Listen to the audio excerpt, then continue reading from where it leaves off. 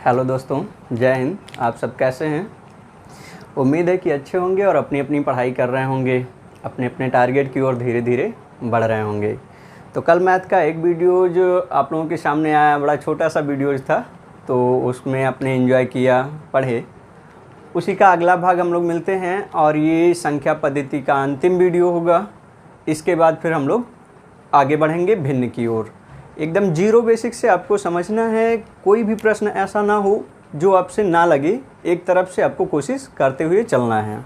आइए देख, और साथ में हम ये भी कोशिश कर रहे हैं कि कम से कम समय में ज़्यादा से ज़्यादा प्रश्न आपको लगवा दें, जिससे कि आपका समय का नुकसान ना हो और आप ज़्यादा चीज़ें सीखने को भी पा जाएँ। तो आइए देखते हैं। पहला प्रश्न आपका बोर्ड पे लिखा हुआ है कि 127 के पावर 127, 127 के पावर 127 तथा 127 के पावर 97 माइनस 97 का पावर 97 का उभयनिष्ठ गुणनखंड क्या होगा।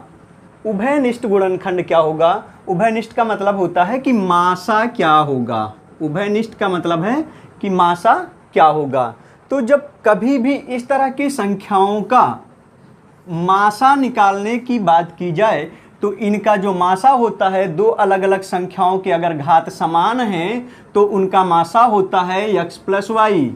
मतलब कि दोनों जो संख्याएं हैं वही जुड़ जाती हैं, दोनों की जो संख्याएं हैं वही जुड़ जाती हैं। तो जब इसको हम जोड़ देंगे तो जोड़ देंगे 7 और 7 14, एक बचेगा 2 और 9 2 11 और 1 12, फिर 1 और 1 2, कितना आ जाएगा? 224 आ जाएगा। तो इस तरह से विकल्प सही होगा डी नंबर 224। अगले प्रश्न की ओर बढ़ते हैं।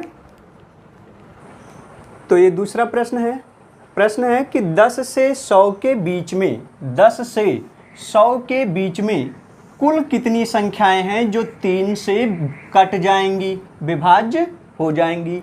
कहाँ से बताना है? 10 से कहाँ तक बताना है? 100 तक। तो 10 से 100 तक बताना है। सॉरी, ये 100 नहीं होगा, ये 1000 होगा। तो 10 से 1000 के बीच में कुल कितनी संख्याएं 3 से विभाज्य होंगी, ये हमें बताना है। शुरुआत कहाँ से करना है? 10 से। तो आप 10 को 3 से भाग दे दो, कितनी बार जाएगा? 3 त्रिका 9, एक बचा ना, उसको छोड़ दो। कहाँ तक बताना था? 1000 तक। तो 1000 को भी 3 से भाग दे दो।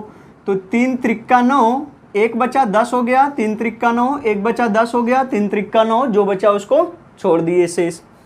अब कह रहा है के बीच में, तो के बीच बताना है तो इन दोनों को आपस में घटा दो। तो 333 माइनस 3 करेंगे, 333 माइनस 3 करेंगे तो आ जाएगा 330। और विकल्प कौन सा सही हो जाएगा? ए नंबर। फिर से जल्दी से देखो, जब कभी भी कहा जाए कि यहाँ से यहाँ तक कुल कितनी संख्याएं इससे विभाज्य होंगी, तो पहले वाले को भाग करके लिख लो, दूसरे वाले को भाग करके लिख लो और आपस में घटा दो। आपको मिल जाएगा कि बीच में कितनी संख्याएं कटेंगी। अगले प्रश्न की ओर चलते हैं। तो ये तीसरा प्रश्न है, कह रहा है संख्या पद्धति में 4 अंकों की कुल कितनी संख्याएं हैं। नंबर सिस्टम में 4 अंक वाली कुल कितनी संख्याएं हैं, ये आपका प्रश्न है। अब बताना कितना है? 4 अंकों की। तो ये बताइए 4 अंकों की सबसे छोटी संख्या कौन सी है? 1000। 4 अंकों की सबसे छोटी संख्या कौन सी है? 1000। और कुल कितनी संख्याएं हैं? तो कुल संख्याएं ज्ञात करने के लिए 9 से गुणा कर दिया करिए।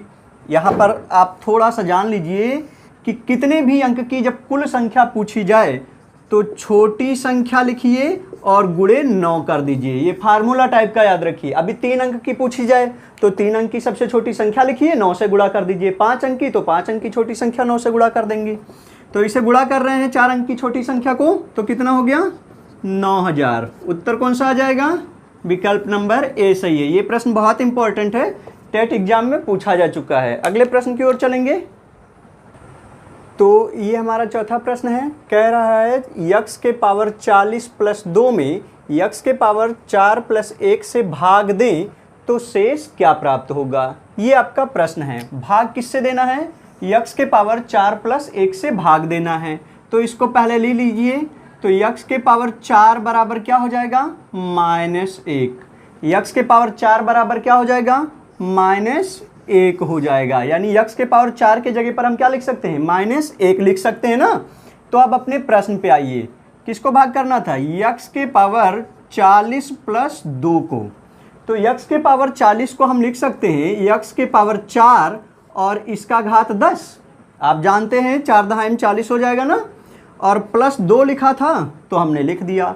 अब इतने का मान x के पावर 4 का मान आपने कितना निकाला है यहाँ पे, -1। तो यहाँ ये हो जाएगा -1 और घात कितना है 10 और प्लस 2।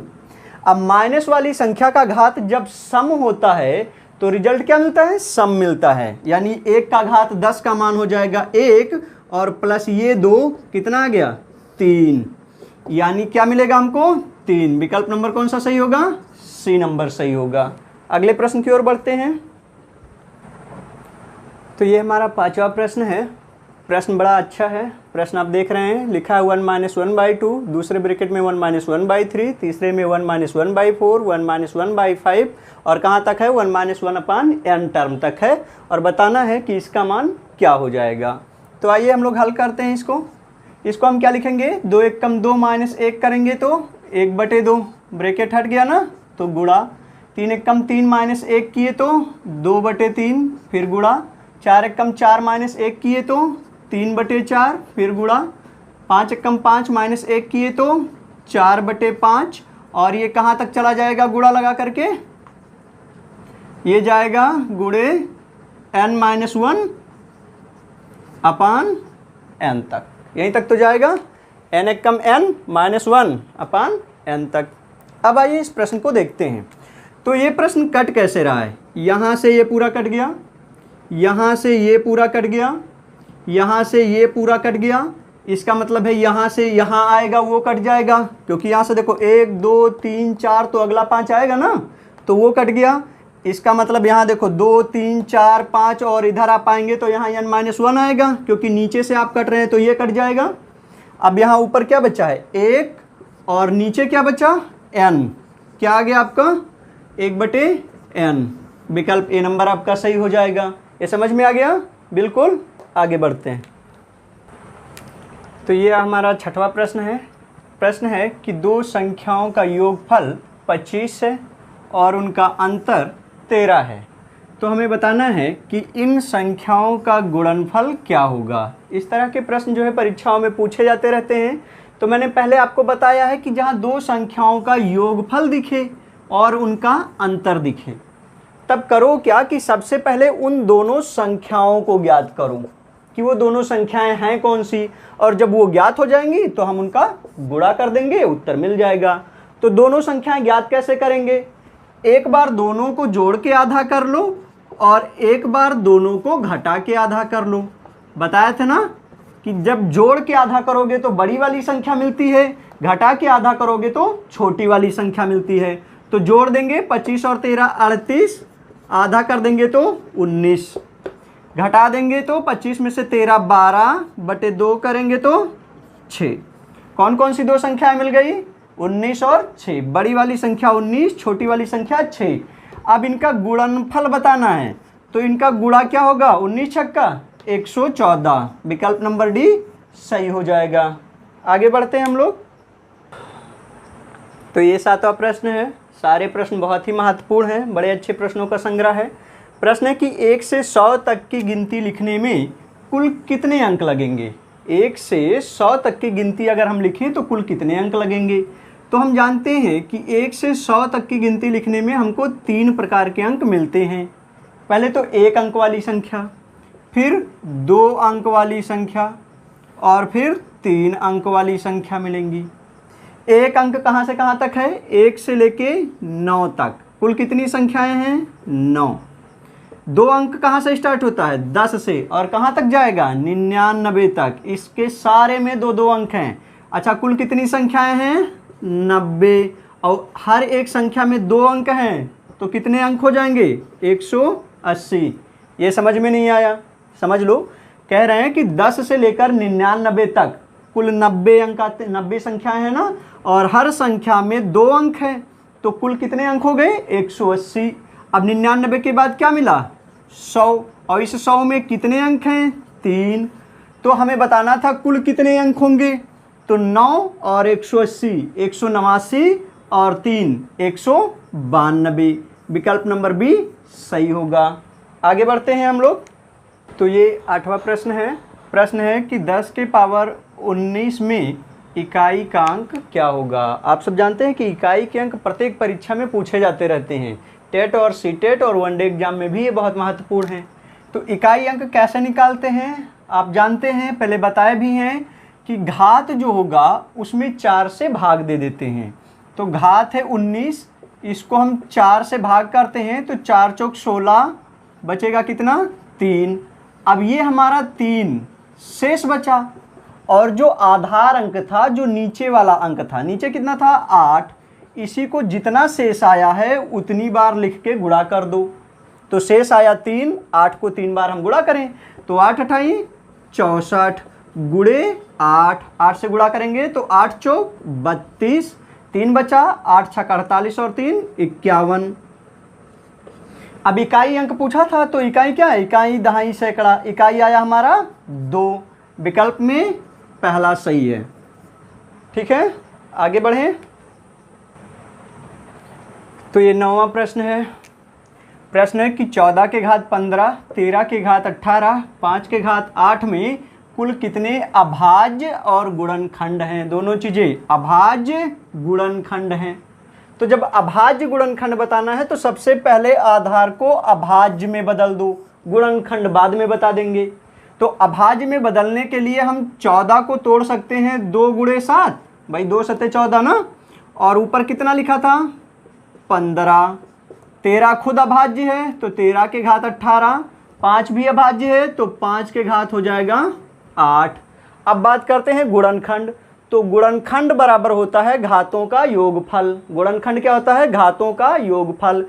तो 15 इसका और 15 इसका कितना हो गया 30, ये 18 और ये 8, जोड़ डालो सबको तो 30 18 48 और 8 56। विकल्प नंबर कौन सा सही है, सी नंबर सही है।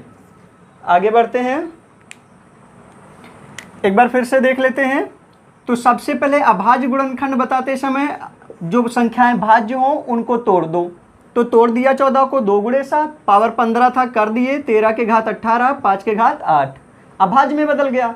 अब गुणनखंड में बदलना है तो गुणनखंड बराबर होता है घातों का योगफल। तो 15 घात इसका 15 इसका 30 हो गया, 18 48 हो गया और 8 56 हो गया। आपका सी नंबर विकल्प सही है। 10वां प्रश्न है। प्रश्न लिखा हुआ है ये कोई संख्या है, इकाई दहाई सैकड़ा हजार 10,000 और लाख वाली, जिसमें यहाँ पे खाली छोड़ दिया गया है और कह रहा है इस स्टार के स्थान पर कौन सा अंक रख दें। यहाँ पर क्या रख दें कि ये पूरी की पूरी संख्या 9 से कट जाए, ये पूरी संख्या 9 से कट जाए, इसलिए यहाँ पे क्या रखें। तो 9 के विभाज्यता का नियम हम बता चुके हैं, आप जानते हैं कैसे विभाज्य करते हैं। 9 से सारे अंकों को जोड़ लेते हैं तो 6 और 7 हो जाएगा 13 और 3 हो जाएगा 16 और 5 हो जाएगा 21 और 1 बचा हो गया 22। अब अभी 22 तो 9 से कटेगा नहीं, तो 22 के आगे कौन सी संख्या 9 से कट सकती है, 27 कट सकती है सर, 27 कटेगी ना 22 के आगे। लेकिन तो 22 तो अभी कम है 27 से, कितना कम है 5 कम है, कितना कम है 5, यानी अगर यहाँ 5 रख देंगे तो पूरी संख्या कट जाएगी। विकल्प सी सही हो जाएगा। आगे बढ़ते हैं। तो आपने बहुत अच्छे 10 प्रश्न लगाए, काफ़ी कम समय में आपने अच्छे प्रश्न जो है लगाए और तरीका देखे। हम कोशिश ये रहती है कि कम से कम टाइम लेकर के आपका ज़्यादा से ज़्यादा प्रश्न आपको दिया जाए। अब एक प्रश्न ये है जो आपके लिए होमवर्क है, भाई अब केवल हम ही तो मेहनत करेंगे नहीं, आपको भी करना है। तो एक प्रश्न आप ये लगाएंगे।